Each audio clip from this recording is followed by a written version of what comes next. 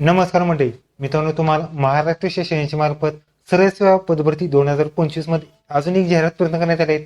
यामध्ये मित्रांनो तुम्हाला महाराष्ट्र जल जीवन प्राधिकरण यांच्या मार्फत गट अ, गट ब व गट क स्वरूपातील सरळ सेवा रिक्त पदांची जाहिरात असणार आहे. त्यासाठी मित्रांनो तुम्हाला लेखा परीक्षण, वरिष्ठ लिपिक, कनिष्ठ लिपिक, ज्युनियर इंजिनियर, कनिष्ठ अभियंता, त्याचबरोबर स्थापत्य अभियंत्री सहाय्यक आणि भंडारपाल यासारखी या ठिकाणी पदभरती असणार आहे.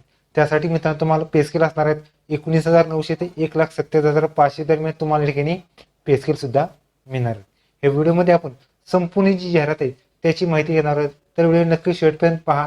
व्हिडिओला लाईक करा, शेअर करा, कमेंट करा. असेच नवीनपणे चॅनलला सबस्क्राईब करून बेल नक्की दाबा. आजचा हा सुरू करूया. ओके, तर मित्रांनो महाराष्ट्र जल जीवन प्राधिकरण यांच्या मार्फत महाराष्ट्र जल जीवन प्राधिकरण सरळ सेवा रिक्त पदांची जाहिरात असणार आहेत.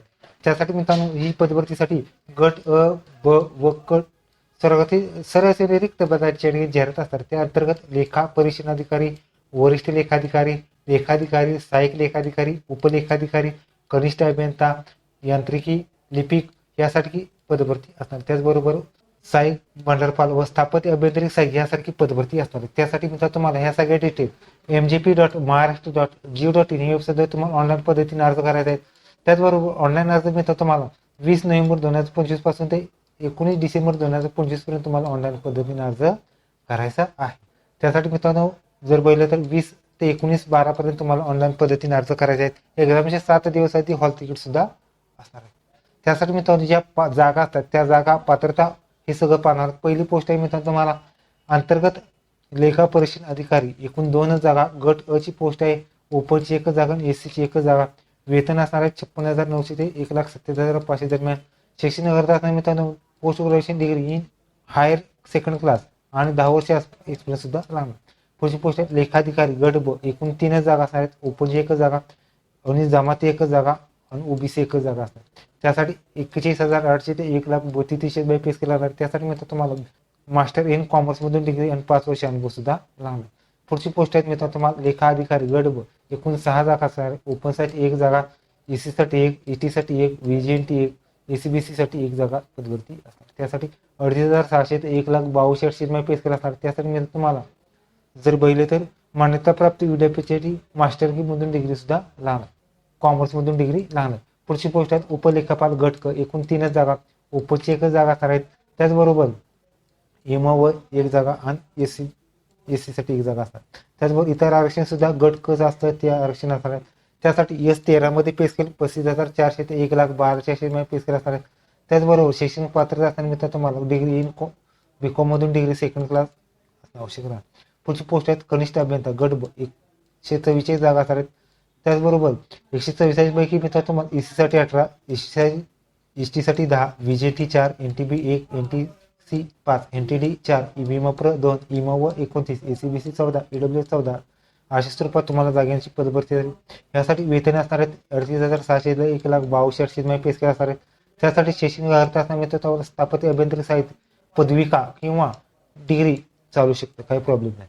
त्याचबरोबर कनिष्ठ अभियंता यांत्रिक यासाठी 16 जागा असणार आहेत. त्यासाठी ओपन साठी 4 जागा, एससी साठी 1 जागा, एसटी साठी 2, व्हीजीएनटी 1, एनटीसी 1, ईबीओ 3 आणि ईडब्ल्यूएस साठी 2 आणि ओबीसी एसीबीसी साठी 2 अशा जागांसाठी पदभरती पे स्केल असणार आहेत 38,700 ते 1,62,800 पे स्केल असणार आहेत.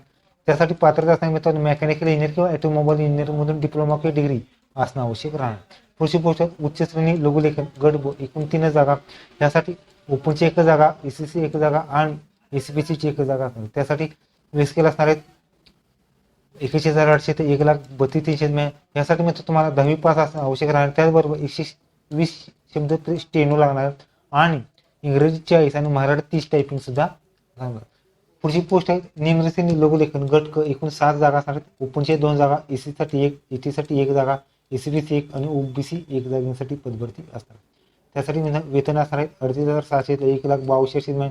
यासाठी 10वी पास बरोबर 100चा स्टेनो लागणार आणि इंग्रजी 40 आणि मराठी 30 टायपिंग सुद्धा लागणार आहे. त्याचबरोबर पुढची पोस्ट आहे कनिष्ठ लिपिक व निम्न लिपिक. यासाठी गट कशी पोस्ट आहेत 46 जागा असणार आहेत. त्यापैकी मित्रांनो एसटी साठी 2, 3, व्हीजीएनटी 2, एनटीसी 3, एनटीडी 2, विमप्र 2, इमो 4, एसीबीसी 6, ईडब्ल्यूएस 7 आणि ओपन 17 जागांसाठी तुम्हाला पदभरती असणार.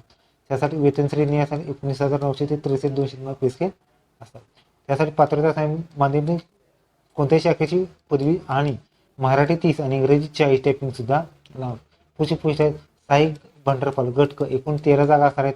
त्यापैकी मी तुम्हाला अवनी जमातीसाठी 2, विजा 2, त्याचबरोबर इमो 2, एसीबीसी 2, ईडब्ल्यू 2, ओपन 4 जागेसाठी तुम्हाला पदभरती असणार.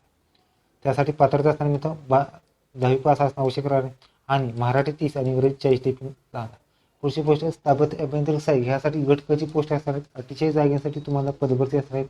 त्यासाठी औन जातीसाठी 4, जमाती 3, विजा 2, बज ब 1, बज क 2, बज ड 2, विमप्र 1, इमो 9, एसीबीसी 5, ईडब्ल्यूएस 5 आणि ओपन 14 जागेसाठी पदभरती असणार आहेत.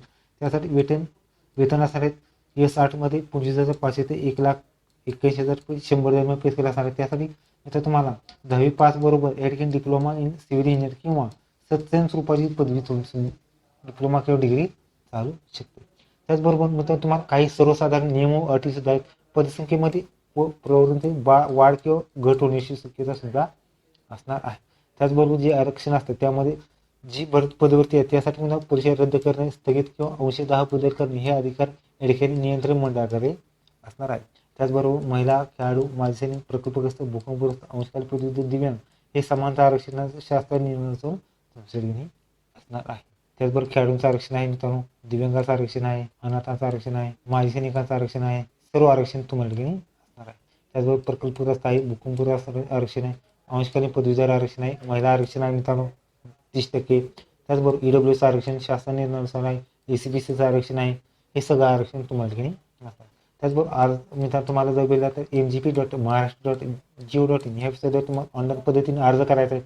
ऑनलाईन अर्जाची लिंक डिस्क्रिप्शन बॉक्समध्ये तुम्हाला मिळून जाणार आहे.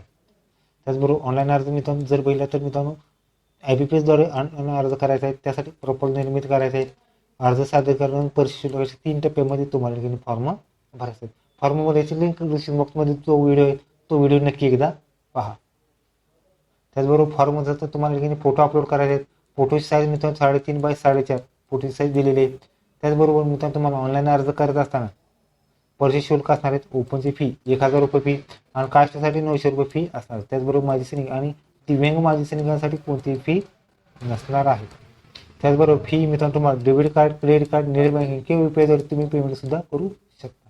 त्याचबरोबर मित्रांनो फॉर्म सही सुद्धा अपलोड करायची. सही मित्रांनो तुम्हाला ब्लॅक पेन या ठिकाणी सही अपलोड करायची. त्याची साईज 140 बाय 60 पिक्सेलच्या आसपास तुम्हाला 10 ते 20 KB सही सुद्धा अपलोड करायची आहे.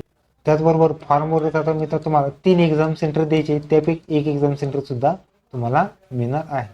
यासाठी मित्रांनो तुम्हाला एक्झाम असणार मित्रांनो तुम्हाला कॉम्प्युटर बेस एक्झाम असणार आहेत. जसे की OMR पद्धतीने या ठिकाणी असणार आहेत. एक प्रश्न असणार आहेत त्याचे 4 मार्क्स असणार आहेत तुम्हाला. त्यामध्ये किमान 85% गुण तुम्हाला ठिकाणी मिळवायचे आहे.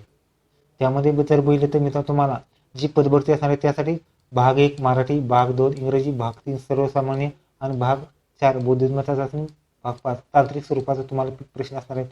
त्याचबरोबर भाग 1 10 मार्क, दुसरा भाग 10 मार्क, सामान्य 15 मार्क, बुद्धी चाचणी 15 मार्क आणि तांत्रिकसाठी 50 अशी 100 प्रश्न असणार आहेत. 200 गुणांची तुमची एक्झाम असणार.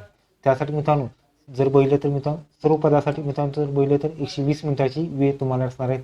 त्याचबरोबर उच्च श्रेणी लघुलेखन आणि निम्न श्रेणी लघुलेखनसाठी मित्रांनो 60-120च्या फॉर्मॅट असणार आहे. त्यासाठी तांत्रिक विषय नसणार. त्यासाठी 75 मिनिटे वेळ असणार आहेत आणि सेपरेटली 80 गुणाची व्यवसाय चाचणी सुद्धा असणार आहे. त्यासाठी OMR मित्रांनो OMR ओपनचं OMR 2.5 वर्ष असणार आहेत. कास्टसाठी असेल तर 63 वर्ष तुम्ही ठिकाणी अप्लाय करायचा आहे. ओके तर इथे मित्रांनो तुम्हाला महाराष्ट्र शासनामार्फत एक नवीन जाहिरात. व्हिडिओ कसा लाईक करा, शेअर करा, कमेंट करा. धन्यवाद. जय हिंद, जय महाराष्ट्र.